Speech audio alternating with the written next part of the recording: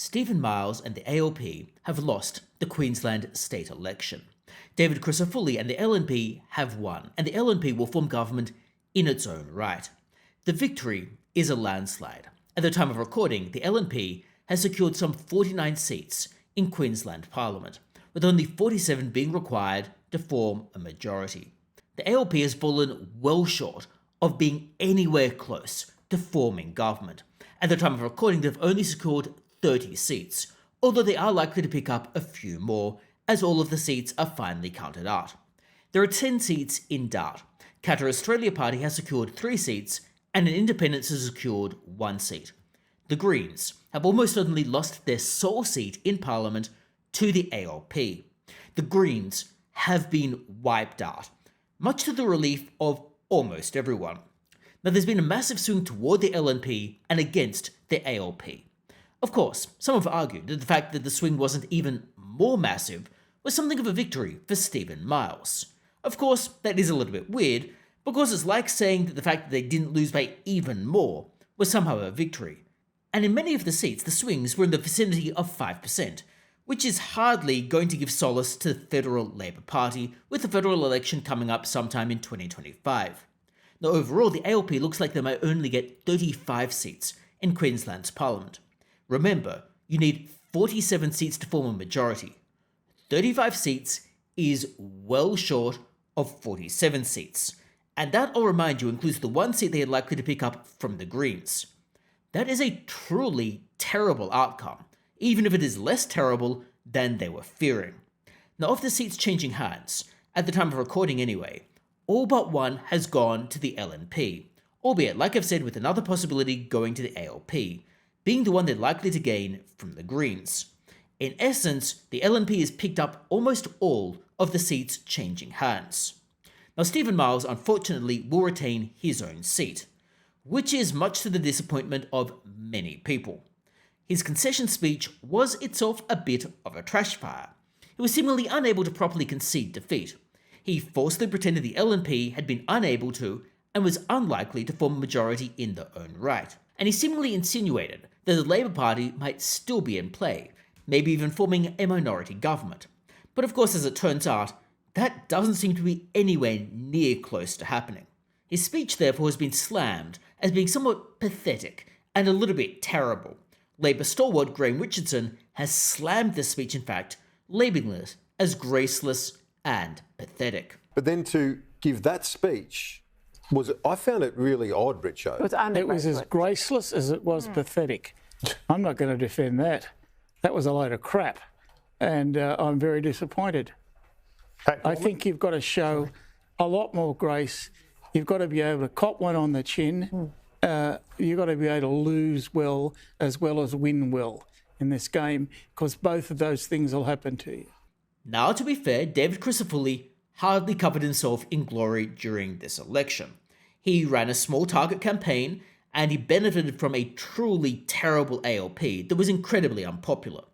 One might argue that David Crisafulli could have done much better, which is something that Campbell Newman, the former Premier of Queensland, articulated. What's frustrated me in this campaign, to be very clear, is absolutely I want Steven Miles out. I want Crisafulli to be the Premier tonight. And I believe this about David Crisafulli. He's high energy, he's highly intelligent, he's incredibly focused, and he will be a good Premier. But in terms of the way the campaign has been run, he let himself down and others let him down. Now, of course, it's difficult to know exactly how this will influence the federal election. Federal results need not follow the state results. But this can't be good news for federal Labor. It certainly indicates that Labor is on the nose in Queensland, and is going to have its work cut out for itself, improving its position in Queensland in the federal election. Perhaps they'll still retain all of the seats that they have, but it will be very difficult for them to pick up any more seats. But that notwithstanding, and unfortunately enough, the swing is not so severe as to put seats in doubt, such as Jim Chalmers' seat, which is a little bit disappointing, because I would sorely love to see Jim Chalmers leave federal politics. I think his policies and his ideology are appalling. But let's focus on Queensland. Now, like I've indicated, David Crisafulli, to my mind, didn't do a great job. He benefited from that truly terrible ALP, and he ran a small target strategy. But the issue, of course, is that if you don't define yourself, you let other people do it for you, something you could have easily avoided. And this then ultimately became a bit of a distraction. Not enough of a distraction for him to lose, but still a distraction. Now, if I were to analyse what exactly went wrong for Labour, there are probably a few things. Anastasia Palaszczuk and Steven Miles were not particularly popular. Anastasia Palaszczuk in particular was extremely unpopular, with many of her decisions falling badly with the Queensland voter. For example, the games coming up, which are incredibly expensive, seemingly achieved nothing for Queenslanders, and were seemingly just motivated by her desire to have the games in the state. There's no benefit whatsoever to Queenslanders, and it seems like Queenslanders realised this, and they wanted to turf her out as a result. Steven Miles benefited from not being Anastasia Palaszczuk and not being as bad, but still the stench was reeking over him. Furthermore, the ALP had some terrible policies. We have the policies such as treaty, which Queenslanders would obviously not want, because Queenslanders voted overwhelmingly against the voice. And it's absurd to think that people who voted against the voice would countenance a treaty, because a treaty is even worse than a voice, because a treaty would easily involve a reparation payment, possibly in the form of a proportion of GDP, something that's been estimated as costing many millions of dollars. This type of issue was clear from the results in Redlands, which had a native title land grab not too long ago. Queenslanders clearly were concerned about this escalating. The LNP should therefore tear up any treaty proposal or any treaty process when it gets into government, because they don't need to keep funding this trash. They can just tear it up and stop going along with it. Even if you have been locked into something, just allocate its budget at $0 and it will stop very quickly. Something the LNP could obviously do with the next budget.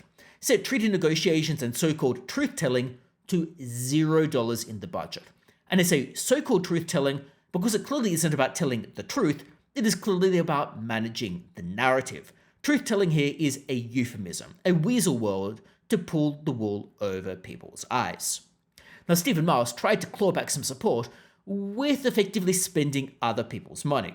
It was seemingly just throwing out cash willy-nilly, something that One Nation had lampooned during this whole election. He's seemingly spending other people's money in the hope that he would just be re-elected. But of course, spending other people's money is very easy, and of course the problem with socialism is you eventually run out of other people's money to spend. Something that was obviously going to catch up with Queensland, and something that clearly has caught up with Victoria, hence why Victoria is in the clear mess that it is at the moment. But of course, the Victorian approach to digging themselves out of the clear mess is to make it even worse by raising taxes and causing people to flee the state to other states like South Australia, or Western Australia, or New South Wales, because people see a clear and better alternative to the trash fire that is Victoria. Steven Miles would have inflicted that upon Queensland while pretending during the election that he was not going to do so and that everything would magically work out for itself. He was hoping that if your policies are to rob Peter to pay Paul, then you can almost always count on the vote of Paul. The problem is, it got so absurd in Queensland that even Paul started to realise the money has to come from somewhere, and if Peter leaves the state, or if Peter is bankrupted, then how is this being financed? And if Peter doesn't have the money to pay you, well, how is this money actually being extracted? It became so absurd that people actually started to realise it, which is a little bit unusual because normally that type of thing works out well for the ALP. The ALP usually can play the politics of division. Usually they can carve out the electorate into different divisions and different groups to play against one another. The ALP, for example, likes to divide people along the lines of race or religion or gender, or more commonly along the lines of perceived wealth. The wealth division is very easy for the ALP to play up, because they just create one category that can be pilloried and attacked, and they can say, well, that group of people is to blame for everything that is wrong in your life, and if only they were paying their so-called fair share, everything would be bright and rosy. And that's what the ALP does all of the time. But the thing is, they're so focused on how to divide up an ever-shrinking economic pie that they forget that maybe they should be encouraging people to go out and grow it. They are trying to tear people down rather than encouraging people to be lifted up. And after all, a rising tide lifts all boats. They should be focused on generating economic growth that makes everyone better off, rather than trying to make some people worse off in order to pay for their policies. But of course, this type of spending spree appears to have helped Labor to save the furniture in this election, even if it hasn't been enough to get them across the line. And even if they are going to lose absolutely divisively, as they should, Steven Miles deserved to lose. The ALP deserved to lose. Anastasia Palaszczuk, if she was still there, would deserve to lose. Their policies are terrible, they shouldn't form government, and they should be far away from actually telling other people what to do. One can only hope the same result emerges at the federal election. But of course, with the Teals in play, that might not actually occur. Nevertheless, I would be interested to hear your thoughts about what's going on in Queensland in the comments below. Do you think Steven Miles did a good job? Do you think he was a good premier?